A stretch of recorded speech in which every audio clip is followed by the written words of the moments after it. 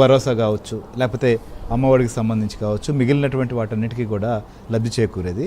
ఇవాళ వాటికి సంబంధించి ఇచ్చిన హామీలకు సంబంధించి ఏమీ అమలు కావట్లేదు. కాబట్టి అవన్నీ క్వశ్చన్ చేయకుండా ఉండేదానికే ఇలాంటి వ్యవహారాలు కూడా చేస్తున్నారేమో అనేది ఆయన అనుమానం.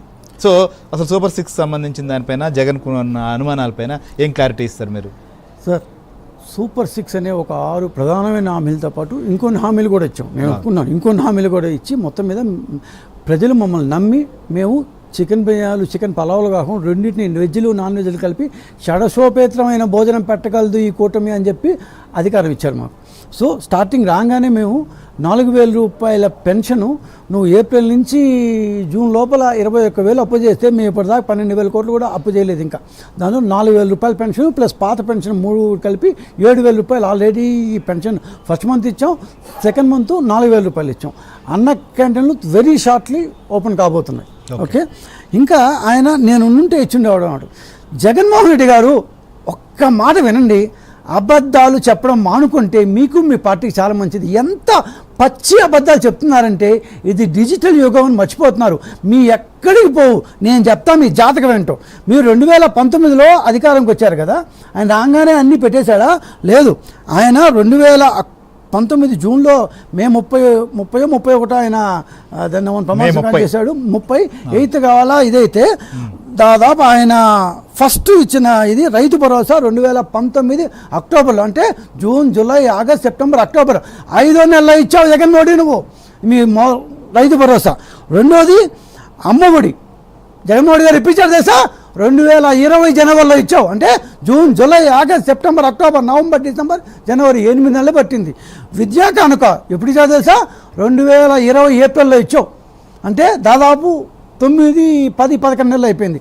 సో ఆయన 1 సంవత్సరం పట్టింది, ఆయనకి 3 స్కీములు లాంచ్ అయ్యాను. మేము 2 స్కీములు అప్పుడే లాంచ్ చేసి వస్తున్నాం. 1 స్కీమ్ ఆల్రెడీ లాంచ్ అయిపోయింది. 2 స్కీము ఏది విద్యా దీవెన. మీకు సిగ్గుందా? అసలు లేనే లేదు. ఎందుకంటే విద్యా దీవెన 3 విడతలు బాకీ పెట్టిపోయినావు నువ్వు 2024 మార్చి 1వ తేదీ పామరులో 2023 జూన్, అంటే లాస్ట్ ఇయర్ ఇచ్చాడు. ఒకే ఒక ఇన్స్టాల్మెంటు, 3 ఇన్స్టాల్మెంటు ప్లస్ మీ వసతి దీవెన 2 కలిపి 3,480 కోట్ల రూపాయలు ఈ రోజుకి బాకీ ఉన్నావు. సిగ్గులేదా మాట్లాడు నీకు? ఏ మాత్రం సిగ్గులేదా నీకు మాట్లాడను? ఇన్ని బాకీలు ఉన్నాయి. ఈ బాకీలు పెట్టేసి నేనుంటే అమ్మఒడి నువ్వు అమ్మఒడి ఒక ఏడాది ఎగ్గొట్టిన సంగతి గుర్తులేదా నీకు? ఏమంటే జనవరి నుంచి జూన్కి మార్చేసి 1 ఏడాది ఎగ్గొట్టినా. నువ్వు ఏందయ్యా మాట్లాడేది? అదే చెప్తున్నాను, ఇది డిజిటల్ యుగం. నువ్వు చేసిన పాపాలు, నువ్వు ఇచ్చిన దొంగ ప్రామిసులు, నువ్వు చేసిన ఏమంటారు వాట్ ఈజ్ దట్ నవరత్నాలు, రంగురాళ్ళు కాబట్టే జనాల్ని తిరస్కరించారు. నువ్వేదో నవరత్నాలు అన్నావు, అవి కేవలం నకిలీ రాళ్ళు మాత్రమే అని ప్రజలు తెలుసుకున్నావు. కాబట్టి నువ్వు అమ్మబడి 1 సంవత్సరం ఎగ్గొట్టావు కాబట్టి ఇచ్చిందే 1 సంవత్సరం లేటుగా. చాలా సందర్భాలు చెప్తున్నారు వాళ్ళు మాకు ఇచ్చేటప్పుడు ఖాళీ 6,000 కోట్ల రూపాయలు ఉన్నాయి. ఒకవేళ ఆయన చెప్పింది ఒక క్షణం అనుకుని మేము ఖాళీ ఖజానా ఇస్తాను. మాకు 12 లక్షల కోట్ల రూపాయలు అప్పుతో ఇచ్చాడు ఖజానా. మాకు 12 లక్షల కోట్ల రూపాయలు అప్పుతో ఇచ్చాడు. మేము ఎక్కడ పెట్టుకోవాలమో అదంతా అప్పు చేద్దాం.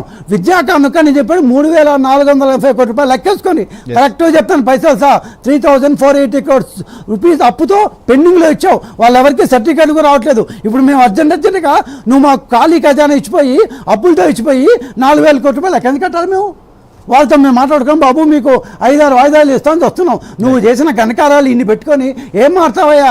అదే చెప్తున్నాను, అబద్ధాలు చెప్పడం మానుకుంటే ఒక 4 ఓట్లు వస్తాయేమో. లేకపోతే ఇందాక భానుగారు చెప్పినట్టు 40% 4% ఓట్లు కూడా రావు. మరి ఇన్ని పచ్చబద్దాలా? ఎక్కడ పోవు? ఒక్కసారి ఇంటర్నెట్లో గూగుల్ మా ఆ కంపెనీ మనకు ఆ సౌలభ్యం ఇచ్చింది కాబట్టి అన్నీ ఉన్నాయి సార్. ఎక్కడికి పోలేదు. మన నీడ ఎప్పుడు మన వెనకే ఉంటుంది.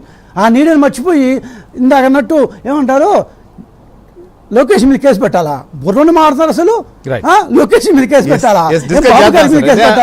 మీ మరణ శాసనాన్ని మీ పార్టీ యొక్క మరణ శాసనాన్ని చంద్రబాబు నాయుడు మీద కేసు పెట్టినదో రాసుకున్నారు మీరు. మీకు ఆ రోజు అర్థం కాల, మీకు మీ ఫ్యూచర్ ఏంటో మీకు కనపడలేదు.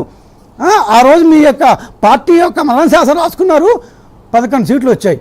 సో మళ్ళా మా మీద కేసు పెడతారా? రైట్, అది కూడా డిస్కస్ చేద్దాం సార్. ఎందుకంటే సో